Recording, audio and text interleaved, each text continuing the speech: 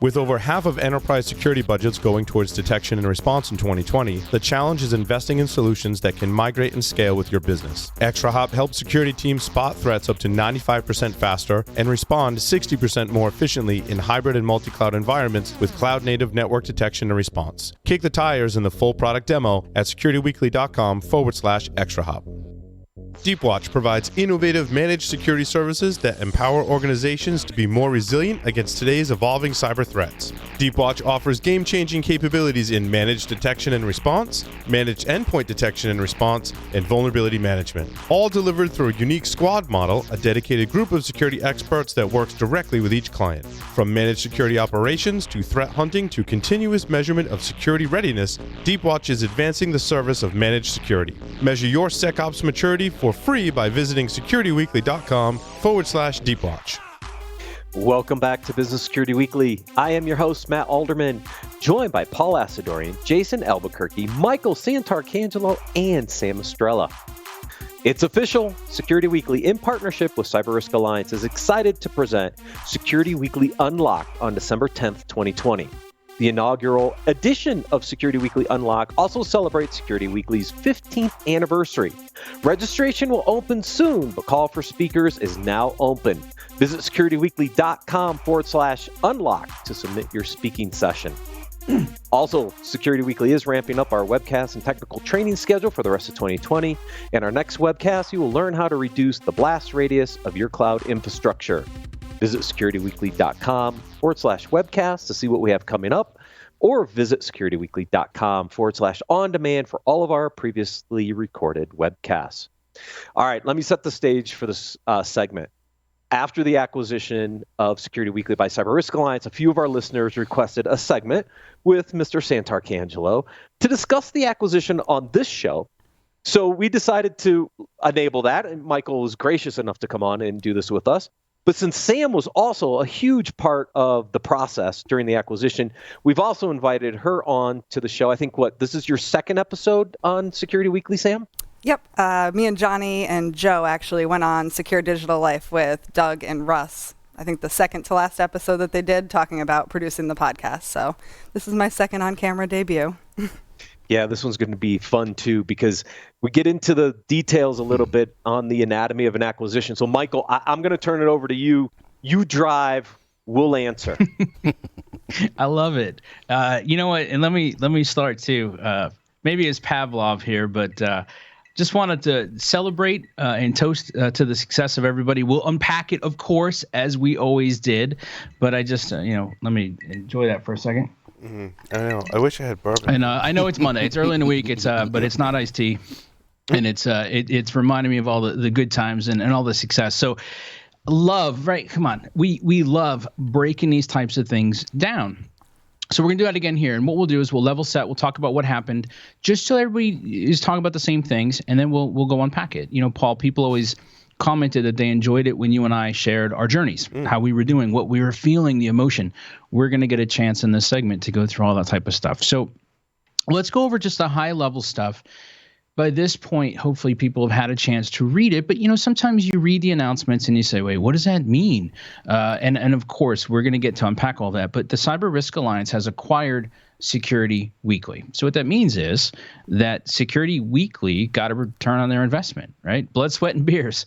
And as a result of that, 15 years of tireless work, you got recognized for that in a way that a lot of us seek to in business. Oh, yeah, and you're still there. See, I think a lot of times people go, oh, acquired, what does that mean? In this case, it's worth celebrating. So we're going to go through that. And it means then that Security Weekly joins this larger family of the CyberRisk Alliance, and you get to continue your work. In fact, I think we'll talk about if you get to continue or you maybe get to improve. And that's somewhat we'll unpack as we go through it all. So let's go through this. Everybody knows my favorite question. What problem are they trying to solve? What problem are we trying to solve? What problem was CRA trying to solve, the CyberRisk Alliance? Where does this fit? So let's do this. Let's talk about what CyberRisk Alliance was trying to get accomplished. Let's talk about how this works. Where does Security Weekly fit? And let's talk about what, I'm not sure saying what problem are you guys trying to solve fits, but let's, in that spirit of it, let's go explore all these pieces and how they fit a little bit better. So, all right, Matt, this is where you and I would typically break things down. So let's see. If we go look at the CyberRisk Alliance, since they've come on the scene, they bought up the InfoSec World Conference. They produced a series of webinars. They bought SC Magazine. They have the Cybersecurity Collaborative, the Cybersecurity Forums, and what were they missing? Video content. Right? I mean, if you think about it a little bit, what they had started to build, and I thought Doug's, kind of thought process of building CyberRisk Alliance is pretty interesting if we get time to get in there. But he went out first and he bought a physical event, InfoSec World. Okay, so now he had a physical event to engage with the community and the industry. Okay, cool. Then he goes Matt, out. What's important about that point is I think we've always been very, very clear that we don't want to be a physical, in-person company. Like what we do is podcasts. We're not a conference company, right? We may have done some in the past. We participate in conferences, but our bread and butter, we want to do podcasts and webcasts, right? Not conferences. Yeah, and I mean, if you think about now, you have a physical conference where we can really snap into that physical conference from a lot of different directions. I mean, CyberRisk Alliance was a sponsor for InfoSec World this year, right? We promote the conference for them. We help drive registrations. We did the Container Security Summit Day, right? I mean, we were doing a lot of work with InfoSec World already, but to Paul's point, we're not a physical conference. Yes, we have an overlap with webinars. We don't have much print media. I mean, outside of our blog post articles, we're not a print media shop, right? And so when you look at the portfolio that CyberRisk Alliance was building, what was missing? Some video and audio content in what we do from a podcast perspective, which actually provides some very interesting capabilities into the broader CyberRisk Alliance umbrella. And that's the key, Matt. I mean, there's different kinds of M&A activity, right? You have horizontal acquisitions, you have conglomerate acquisitions, you have vertical acquisitions, right?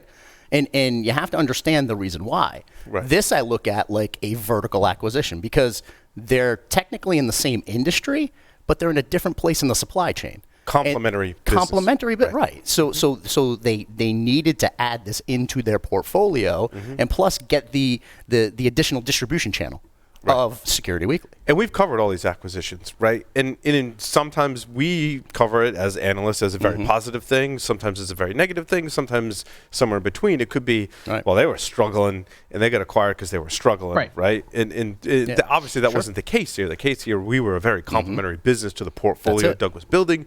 Great relationship, and it fit nicely.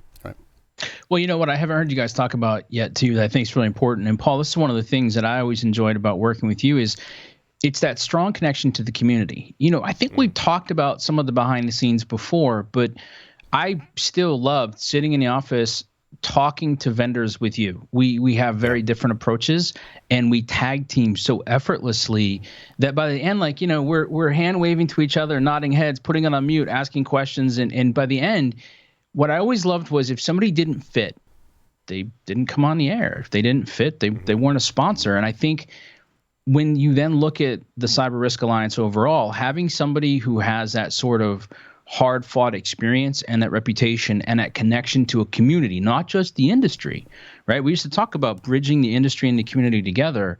I think that's a huge win for them. So, kudos to that for you guys as well. So, Matt, give us a little bit, when you look at what Doug is building, and for people who don't know Doug is the head of the CyberRisk Alliance. There's a lot of stuff coming together. Briefly, where do you see this leading? Why is this an exciting thing for our industry? What I love about it, I mean, a couple points, right? I mean, Paul and I always knew culture and community were a big part of who we were. And one of the things we learned very early on working with Doug was he saw the same value, right, of our community engagement and the culture that Security Weekly had. And so those were some baseline things that we had to figure out. But when we started to look at the broader portfolio, I mean, we call Paul the salad shooter for a reason, right? The ideas that come out of Paul's mouth are they're great, but it's like, wait, wait, not all of them are great. There's a ratio. It depends on the day. That is true, but there's a lot of great ideas in there. And as you're running a company that's 7 people, you're like, yeah, that's great, but how are we going to do that? How are you going to make that investment in the resources to actually do that? One of the things that Paul and I really wanted to do from day one was build out aspects of research, right? The stuff we used to do at Tenable, the ability to really get back in the trenches and look at all the different products and really try to do a better job of educating the community on what each of the products do and how to evaluate. We've been wanting to do this for almost 2 years, but how do you get the resources to do that? Well, guess what? SC Media has this thing called SC Labs. Well, guess what's coming into the fold as part of this? So as you started to look at all the pieces, the adjacencies made sense really fast. It's like, all right, I know how we're going to integrate with InfoSec World. I know how we're going to integrate with SC Media, both from print and labs. I know how we're going to interact with the collaborative. Think about the ability to bring some of those CISO leaders and other people onto this show specifically to talk about the industry and some of the challenges they're facing. There's a lot of synergies across the entire portfolio. Yeah, so let's stay on that for a second, because what people sometimes don't always understand until you get through it is when you run a business, you're responsible for marketing, you're responsible for sales, you're responsible for operations, you're responsible for all sorts of things. But now that you guys are part of CRA, what changes for you? I mean, we've already talked about the integration with the labs, but we're still going to see the same sort of content. So what do you see changing? Like, talk about why this is good for you. What problem does this solve for you guys? And how does it free you up to start achieving some of that vision? Well, I mean, Michael, you hit on it, right? When you become part of a larger organization, as we have, right? And Sam can attest to this, right? The HR functions, the finance functions. So, move away, you become part of a larger organization. That frees up collectively a lot more of our time to focus on content, basically, right? Whether that's content for the labs or content for these shows, we get this renewed focus that this is what we get to focus on, right? We don't have to focus on sales. I mean, everyone that's been involved with the Security Weekly up until this point has been involved in sales in some capacity. When you're a 7-person team, everyone does something to help sales, right? Whether directly or indirectly. And now we'll get to integrate a larger organization that will have we'll have to enable the sales team, of course, which Matt and I have experience doing, which is great. And basically, moving forward, that frees up our time to develop even more content for the community. We have lots of plans to do that. That's always part of the strategy during an acquisition, though. You look at things called control premiums, right? Yep. You look at a company and say, here are the operational efficiencies we both will be able to gather together. This is why I'm willing to pay an extra premium on top of this acquisition, because I know I'm going to make it on the back end through a lot of operational efficiencies and consolidation. And to that point, Jason, one of the assets above and beyond the people, of course, you've heard us talk about our software, right? That was a big asset. I mean, it was a proud moment for all of us at Security Weekly when we get to talk about how we use the software. Many of us, all of us have participated in the development in some way, right? Whether it's writing code or suggesting features, everyone has contributed to it. And they were like, you do all that with that many people? And we're like, yeah, it's because of this software. And they're like, oh, that's really interesting. Yeah. No, that's exciting. All right, so let's go back, right? Covey always says, begin with the end in mind. And this is something that when I started my business got impressed on me really early, but it's what's your exit strategy? What's your plan? So Paul, let's talk for a second. Let's go way back, because I know you've shared, getting started in your basement and just kind of starting with it all. But did you start with an exit strategy? At which point did you start to say, well, I got a little bit of a business here? And then take us through to when you started to realize maybe there's something else here. Yeah, I think it was a business from day one, which makes us somewhat unique in many of the podcasts, right? Like our first episode 1, was technically sponsored, right, by Core Security. I mean, they bought the beer for our first episode. And that was really the first sponsor that, I realized, I'm like, wow, we actually can provide some value to not just the sponsor, but for the community, right? Because we talk about how we'd use the product. And people are like, oh, Paul and Larry are having a good time with the product. I want to buy it too. And that's, Michael, the point where I realized, I'm like, wow, we could have somewhat of a business, right? And it was a side hustle, as we like to call it, for quite some time. And I think it wasn't until I was comfortable enough to leave my day job and have it not be a side hustle and be a full-time thing, I realized I had a company that we could go build. And I wasn't comfortable doing that don't know if we've probably talked about this on the air, Michael, years ago, right? Until I had like spent time in other people's shoes that were going to be our clients, right? I spent time in marketing at Tenable, and really they needed the help and my expertise in that area. But I was like, wow, I'm learning so much about what clients would want from us and how this works and the terminology and that. And then that's when I was more comfortable with, okay, let's go out and now we can kind of do this on our own. I think that, the journey from here, it's really been, all right, how do I basically free up my time so I can go generate cool content, so I can create more shows, so I can create more webcasts and do new projects. As Matt said on the salad shooter, we've got lots of ideas. Some of I've shared them, people listening, I've shared them with you and asked your opinion on them, right? Because they're new things that we want to do. And I knew I wasn't going to be able to do all of that unless the business grew, right? Bringing Matt on as CEO, getting acquired is all in that journey to growing the business so we can have, again, Matt said it, keep our culture and serve the community and keep close ties with the community. Yeah, I'll tell you what, I remember, it's funny, we've known each other a long time. I remember when you were making the transition to going full-time. And then I remember when you called me and said, hey, I'm thinking about bringing Matt on as CEO. And it was like, wow, how mature, right? Because one of the things that we would have talked about on this program a lot is the team that gets you started may not be the team that carries you where you need to go. And if it's your skill set, stay with it, run with it. And I've always admired the fact that you realized, there were some pieces I'd rather let Matt do.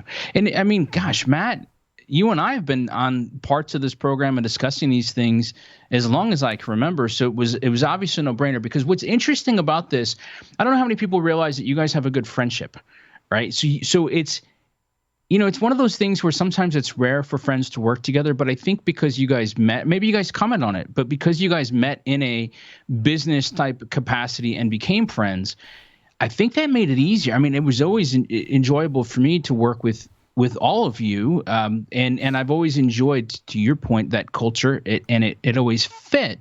But just I want to kind of point back. So you started where this was a side hustle, but you knew it was a business. Then you took the leap, you made it your full-time business. That's a leap of faith, brother, and you obviously did great with it. Then you also started expanding the shows, and you brought other people in because it couldn't be all Paul all the time. Then you said, you know what, I think someone else maybe should be the CEO of this company, which frees me up to focus on some other things. And then we'll talk with Matt about how that leads into an acquisition. But just kind of wanted to showcase some of those decisions. Now, Paul, of all of those things we just chronicled, which was the easiest for you to make? Which of those decisions was the easiest one for you? I think the people that you bring on, like bringing Matt on was an easy decision because, like you said, we work together. You have a great relationship. We already had established that. The first phone call Matt made to me, it was very clear that Matt was very in tune with culture and community, right, which are our core values at Security Weekly.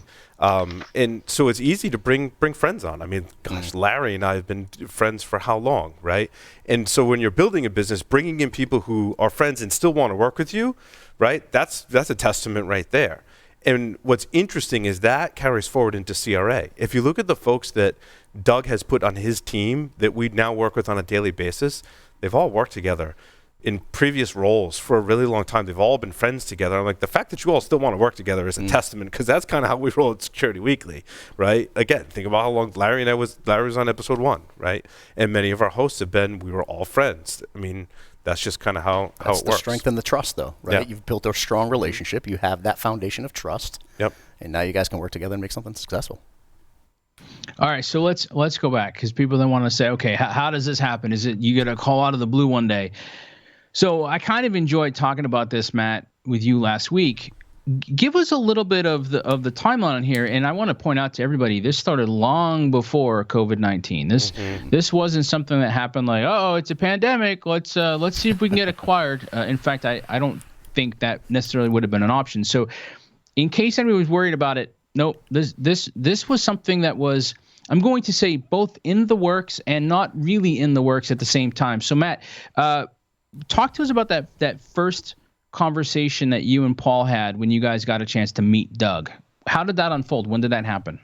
Yeah, I think at first it's interesting to realize, I've gone through a number of transactions, so I always have the end in mind. And as I thought about Security Weekly, I'm like, look, there's a few key companies out there that would see strategic value in somebody like Security Weekly, right?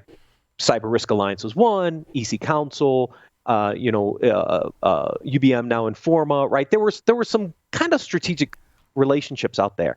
And so from day one coming in, I was like, all right, how do we build relationships with these companies in various capacities? And how this all started actually was at RSA conference 2 years ago, where that was right after CyberRisk Alliance had acquired InfoSec World. It was announced like right as we were going to RSA conference or right before, and we're like, who's Doug Manoni? Who's CyberRisk Alliance? But they just bought InfoSec World, right? And InfoSec World We're like Google hacking in the Uber. The cab. I remember sharing it with Matt and Paul, and I was like, do you guys know who this is or who this company is? I've never heard of them before. Yeah, so we were all heading to an event together. One of the dinners at RSA conference that I had been invited to by some of the financial analysts. So Paul, Sam, and I go, and we're sitting there at the table and we're talking about this. And one of the guys sitting next to us, I don't even remember who it is, goes, oh, by the way, he's sitting right over there at another table. I'm like, really? He's like, yeah, I know him. I'll make an intro. I'm like, can you? And that's literally how the initial conversation started. We were at a joint dinner event, happened to be sitting at a table that knew Doug, and they made the intro. And so it must have been after that we went to InfoSec World. Yes. And I'm on the advisory board for InfoSec World, and it was Doug's first advisory board meeting. And right from the get-go, I could tell he was not someone that wanted to come and make sweeping changes and modify the culture and all that, right? So that was 2 years ago, right? So we got to meet Doug and kind of sit in on one of the meetings of a company he just acquired and kind of see how it all panned out. And I was like, that's pretty cool. Like, he's actually really cool with the team, and everyone seems to like him. And he wasn't coming in trying to, make huge changes and change the culture, right? Yeah, and at that point, Paul, you weren't sitting around thinking, and maybe one day he'll buy me, right? I mean, like, you were just kind of like, right, and even Matt, when you were talking about looking to build and strengthen these relationships, look, we produce content for an audience. So we want good content, and we want the audience to expand and to get value from it. So looking at these relationships and strengthening it, going and speaking at the conferences and producing content, I mean, that's been a core part of the strategy. So at this early part, when you're meeting Doug and Paul, as you're getting a chance to see him as he's acting, were either of you thinking, and one day this is our exit strategy, or were you just thinking, okay, good, they're not going to blow up the ship, we still have an opportunity, this still works, we still like them, we can still work together? Where were you at on that scale? Yeah, no, it was more that, and I was actually opposed. I'm like, no, we're not ready for that yet, right? But as time went on and we worked more closely with him, which is why my advice for folks is, as Matt was saying, build relationships with strategic partners and see where they go, right? And as time went on, then I realized, I'm like, oh, this is like a really good fit, right? And that was what made it attractive.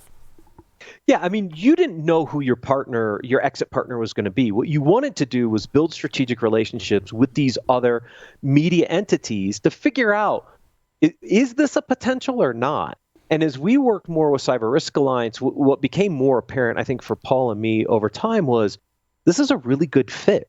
The culture's right. The focus on the community, we bring a unique aspect, but it didn't start day one. This was a period of time. We had met with, we invited Doug into studio. I remember that first meeting with just Doug. He came into studio and he's like, oh, I love cigars, but I can never smoke them at home. And we're just having a chat, literally just chatting in studio. He's got a cigar in his hand. I think he had a G&T in the other hand, right? And he goes, this is one of the best meetings I've had all week. And we're like, yeah, now that's welcome to Security Weekly. That's right. And let's take a second too, right? This is a good practice. Because if you're listening to this now and saying, well, I don't have a side hustle, I'm not going to turn it into a business. First of all, Paul's exhibited a tremendous amount of patience, decade and a half of patience. That's more than most people have. And the second part to this is, networking is good. So the exit, like when I say what's your exit, it could be what's your legacy. Not everybody starts a business with the hope of turning it on to their kids. Sometimes you do want to get acquired. Sometimes, Paul and I probably have interviewed a dozen people that went on and this was their third or fourth startup. Sometimes they stay, sometimes they go. It kind of depends on how it all fits. But knowing who's important, knowing who's good, because Matt, what's the worst that happens? You like everybody, but they don't have the budget to acquire you. It's not the perfect fit. It's not the right time, but they're still helping you promote your content. Right. They're still helping you get people who need your services, and you're still promoting the value that they're providing. So there's not really a loss in all of this as it works out. So take us to RSA of this year, RSA 2020, right before the pandemic strikes and everything starts to kind of go sideways. How does this go from I like you, no, I like you, no, I like you, to hey, maybe we should acquire you? Yeah, maybe you should acquire us. Like, when does that change? What either in the economics or in the conversation, like, how does that work? Yeah, I mean, in late 2019, we brought Doug back with John Whalen, the president of CyberRisk Alliance, brought him into the studio, sat down, had some great spicy Bloody Marys. Thank you, Johnny. And we're having a conversation about what a partnership would look like. We started down a partnership path, right? We're like, how can our video content augment what you're doing? What does this look like? So, and as we're in late 2019 to early 2020, Paul and I are really down a partnership path. We really are. And somewhere along the way in early 2020, the light bulb pops on and we're like, maybe it's more than that. And I said, okay, maybe. But I said, I know Paul and I know the requirements I'm going to have to meet before I even take this to Paul, to be honest, right? Yeah, but I did. Stick on that for a second, Matt. But maybe there's something else. Like, what clicks in your mind as the CEO? And yeah, looking out for Paul. So we're going to talk about that. But then what, to the best, because you've been involved in multiple of these, at what point do they sit there and say, gosh, maybe we should just acquire them? Like, where does that turn? It's hard at times, right? Because we were talking through different types of offerings, right? And we knew we had kind of one overlap with our webinar programs, right? They have a webinar program. We have a webinar program. We run our webinars very, very different than they run theirs. And we were talking through a lot of the video components, and they're like, we need better video capabilities if we're going to keep promoting our webcasts and some of that stuff, right? They saw the value in the video aspect of what we were doing, bringing that visual to the market, right? And they were like, and they started to think about this. They're like, well, if we need that capability, we can build it or we can buy it. And I think that was that moment where we're like, wait a minute. Maybe there is something more here. We've got the video capability. You think you need it. I think you do too. So that was kind of that trigger to say, what would an acquisition look like, right? And so that's what led us into RSA. Let me bring everybody into this for a second, right? So when you look at having a sales cycle, a sales process, and Paul, I feel bad because this is everything I've learned in the last couple of years, and we never really got the chance to update people on. But first thing you do is you're looking for a fit. Do we fit? Yes or no? And you guys already established, yeah, there's a fit, culture-wise, community-wise, approach-wise, there's a good fit. Then you start doing a discovery, and the discovery is understanding where their current situation is. Where it doesn't mean it's bad, and where they'd like to be. So, Matt, what you just described was that just in the course of figuring out how to be better business partners, how to work together, they're identifying, hey, there's some stuff we'd sure like to be better at. And you're saying, well, I agree. I agree with your assessment. Also, we're really good at that. And that's where that starts to come in. So I guess the answer, if you're following at home, is when you engage with somebody candidly, and the value that you provide, right? Because, Paul, you've already talked about this. Matt, you and I have talked about this. It's been important the whole time. It's culture and community. So by focusing on that, but saying, hey, we provide good video content, we have great audio content, and we've got our thumb on the pulse, our finger on the pulse. We know what's up. Then when you have that conversation, you can say, you need that. We provide that. We're really good at that. Yeah, no, we like that you're good at that. It kind of progresses. So Matt, who offers first? Like, do they kind of in fact, one of the questions was, how did Never Split the Difference play into this? I mean, did you set a high anchor? Did you, or of course, was it kind of more like hey, would you guys even consider? And that's where I cut you off, where you were saying, hey, I knew I had to take Paul into consideration. So bring us back to, so how does this, do they kind of test the waters? Do you throw something out to see if they bite? And then what happens? Yeah. So the first thing that happens is I'm like, guys, I think there is a bigger opportunity here. Do you guys agree? Yeah. Okay, cool. So we got through that one.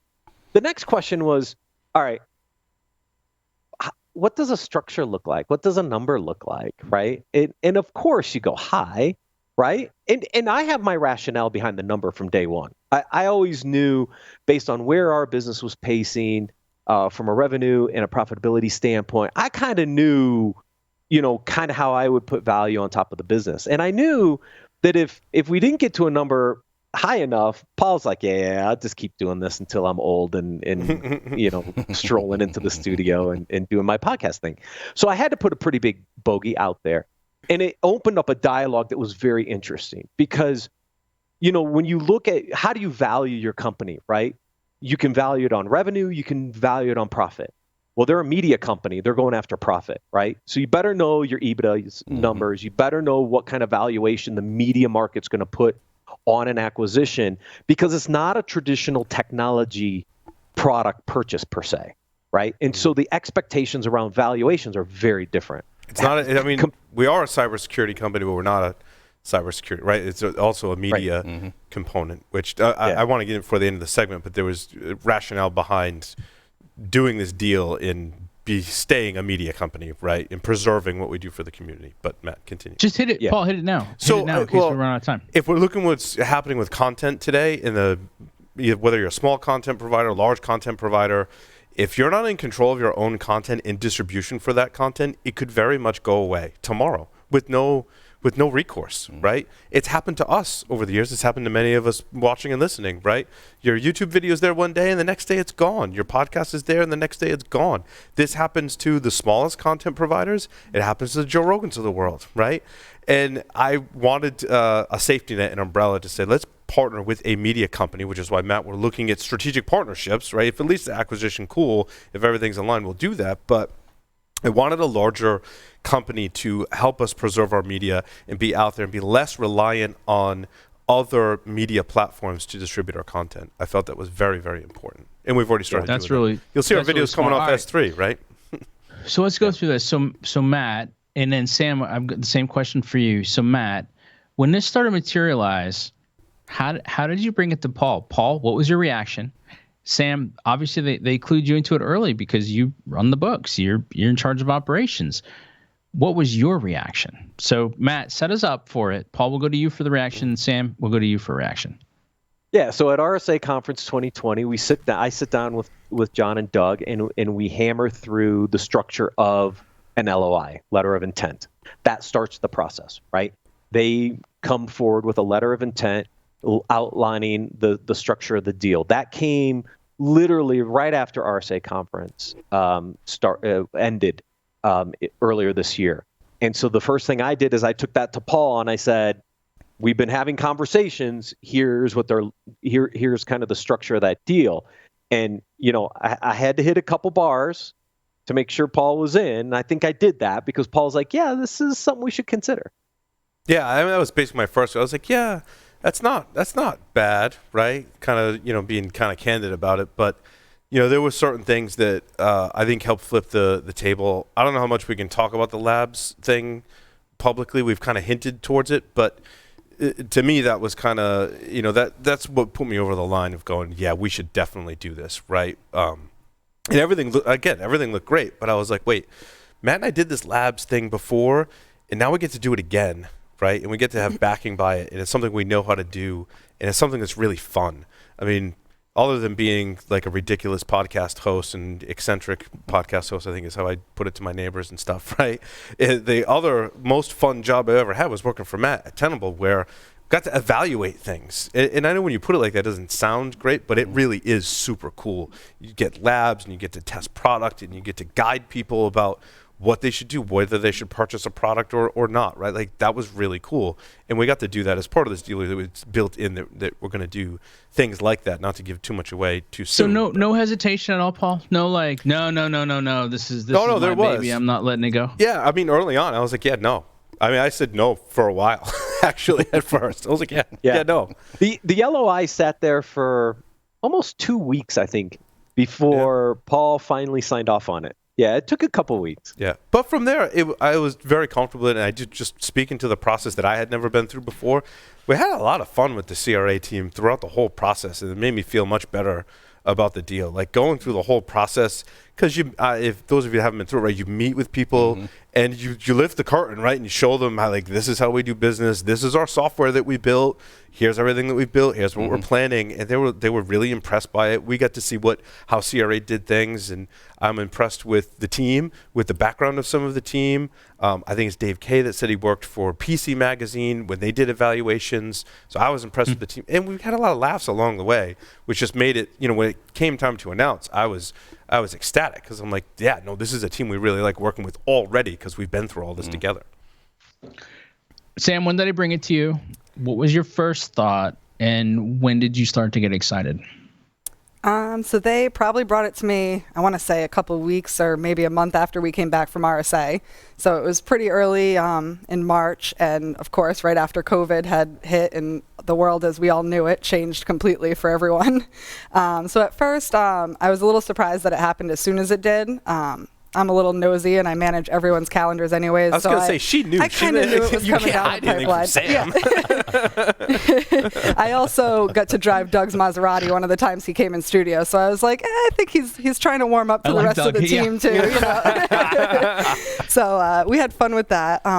My other reaction was that I had to keep it a secret from the rest of the team, where part of my job is keeping everybody on the same page. So a lot of people come to me with questions, and I couldn't answer them or tell them why I couldn't answer them.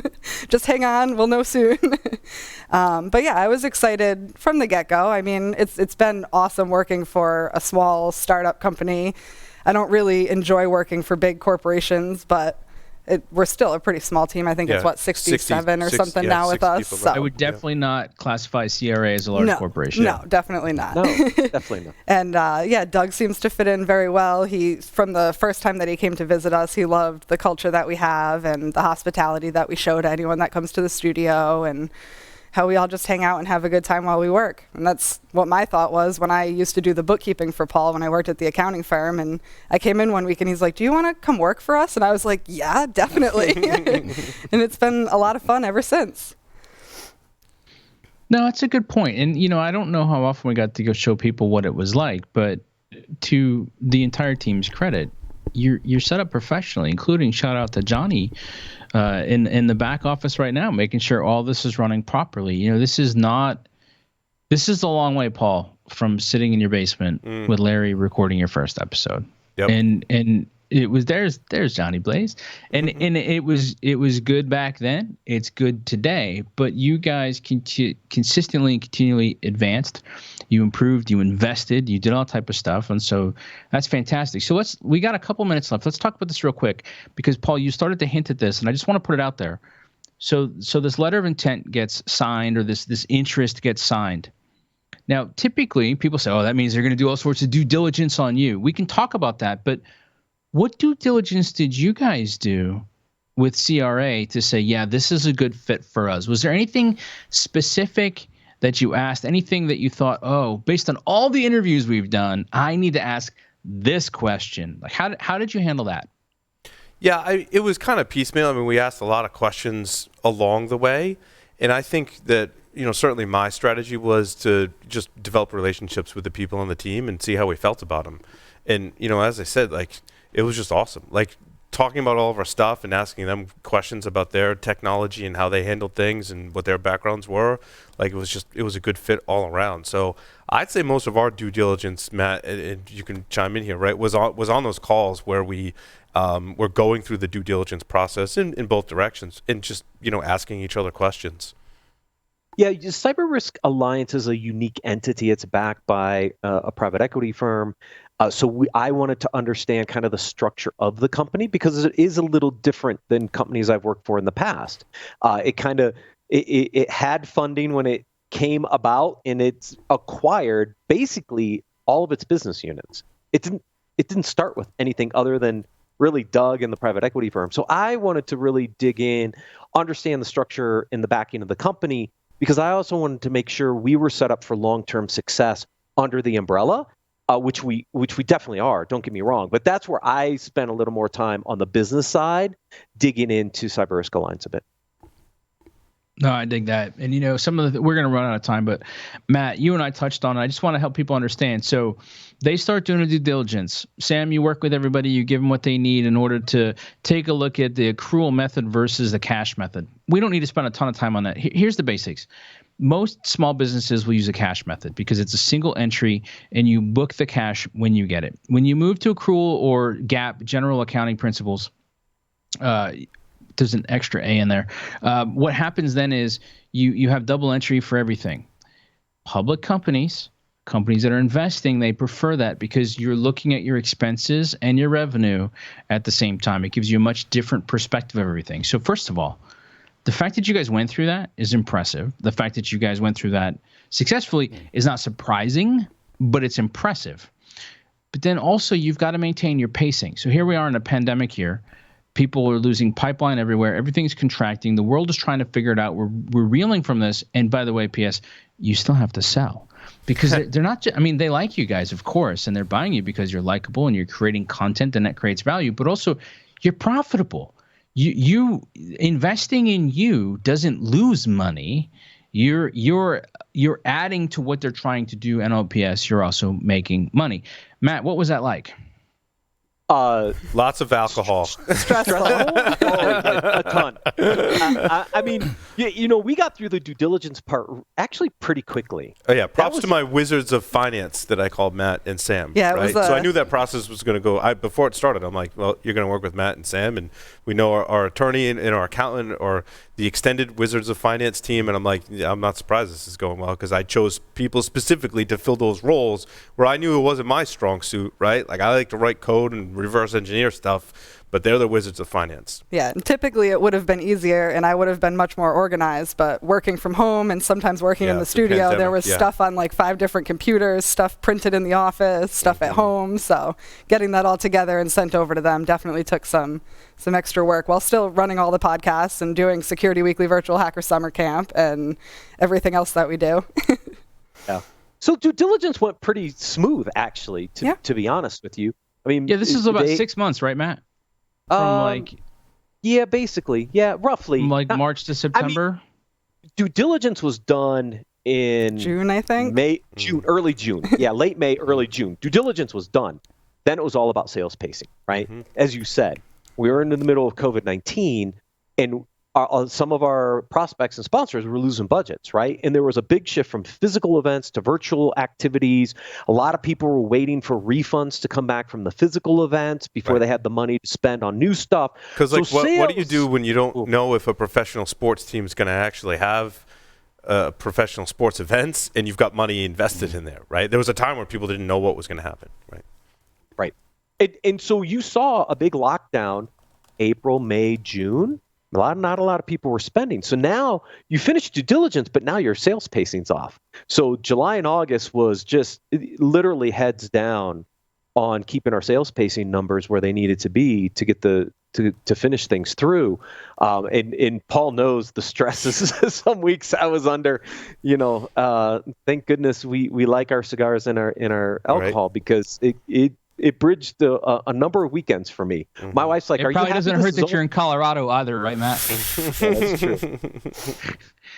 But all right, so people always want to know. Okay, and I know we're about to hit up to our hard stop here. So the deal is done. Congratulations, but it's not over. So just give us a taste of what you guys are doing right now, and then tell us what comes next for the audience, for the people that have come to know and love Depend on the Programming. What's in store for them?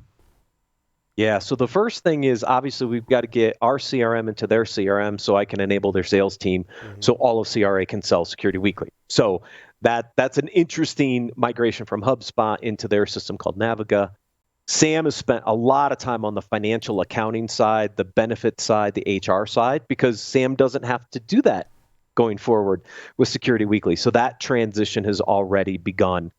So those were 2 big initial pieces. But we're also working on 2 brand new initiatives, right? So we just announced today on the segment, Security Weekly Unlocked. It's going to be our first virtual event. We're doing it in conjunction with CyberRisk Alliance. We're doing it to celebrate not only the 15-year anniversary of Security Weekly, but also bring a new format to our audience and to our sponsors. So that's something new that we're going to do in December. In parallel to that is working through the labs discussion and the research stuff that we want to launch sometime in 2021. So that's still on the horizon yet, but Paul and I are having lots of conversations on the structure of the team for that, some of the initial research work that we're going to do. There's a timeline of things that we have to get done over the next few months. Labs is an overloaded term too. It's going to mean a lot of great things for our listeners and subscribers. And of course, in the background, there's a lot of IT and technology integrations, that we're working on. I make that sound like it's easy. It's really not. Yeah, but Paul, then I hope that you guys get a chance to talk about that. Some of it might be a little off topic from a security perspective, but no less interesting to people living it all the time. So maybe that's an area that you guys can do some adjunct work on. Sam, what's next for you? You've been the glue holding this together. And as we've been talking in the chat, maybe you don't need a cape because you have wings. I can attest to that. What does the future hold for you? So obviously a lot of the accounting, admin, HR, payroll, all of that really fun stuff comes off of my plate so that I can do actual fun stuff. And I will be focusing a lot more on getting involved in the community, helping build our community, helping build all of our audiences and the social media and YouTube and the mailing list, all of that stuff. Hopefully someday we'll go back to in-person events, and I'll still focus on that, as that was part of my job before, but now I'll have a little bit more time to maybe bring back the Security Weekly Party at DEF CON, have some more events, get involved with more of the local B-sides, and help meet some more of the community to bring it into our audience and bring some of our audience into their events. I plan on doing a lot more with Discord. We're going to get some games and levels and contests and all of that stuff settled and working in there once I finally can get all of the accounting stuff off my plate, but it's going to take me a little while. So I'm very open to any feedback. If you guys have any ideas, I've been joining other Discord groups and trying to see what works for them and doesn't to do a little preliminary research, but basically we get to have a lot more fun, and I don't have to worry about everyone's PTO and if they filled it out and Paul's expense reports and all of that fun stuff. That's their job now. Are you excited about that? I mean, this was your background. Are you excited about the growth and the opportunities you have? Yeah, absolutely. So I went to school for accounting, but mainly because I was good at math in school and I didn't want to be a math teacher, and I thought accounting was the other option there. And right before I graduated, I was like, I don't think this was the right choice. So luckily. Well, that was my question. I'm like, Sid, do you want to be an accountant? Yeah. She's like, no. But if I hadn't, now you're living your dream. Yeah. You don't have to be an accountant anymore. But if I hadn't gone to school for accounting, I wouldn't have worked at the CPA firm, and I probably would have never met Paul, even though we live 10 minutes down the street from each other. So everything happens for a reason. But That's yeah, awesome. I'm very happy to be done with the accounting stuff. Even Joe, our account manager, was like, "Oh, maybe you can move up and be the accounting person for CRA." And I was like, "No, and I have no interest in doing that." Hard pass. Yeah, I'm thanks. good. You know what though? The smile in your eyes is so fantastic. I can tell that you're excited. Paul, you look great. Lest anybody think I got a crush on you, because I do. Matt, you're happy. So this is good stuff for all you guys. Johnny, we didn't really get to bring you into this, but you excited about the opportunities, brother? I like that. He's a man of many words. That's fantastic. Johnny gets to live out his studio dreams now. We've hit our limit, guys. I love talking with you guys about this. I love breaking these things down. It's even better when you get to celebrate the success of friends that are just crushing it and doing great stuff. And so now I get to see bigger audience, better stuff, and you guys, we get to celebrate. I can't wait till we get together in person, and we'll do that. We'll celebrate, right? And I look forward to it. But much congratulations to you guys and to the audience. This is a win for everybody. This is one of those things, Paul, you said sometimes we cover it where we go, I don't understand that. And other times it's, wow, it's a success. My friends, this is a success. Congratulations to you. Congratulations to the audience. And thanks for letting me be part of your celebration. Thank you. Thanks so much, Michael. Yeah, thank you, Michael, for hosting this special segment. Thank you, everyone, for watching and listening. And we'll see you next week on Business Security Weekly.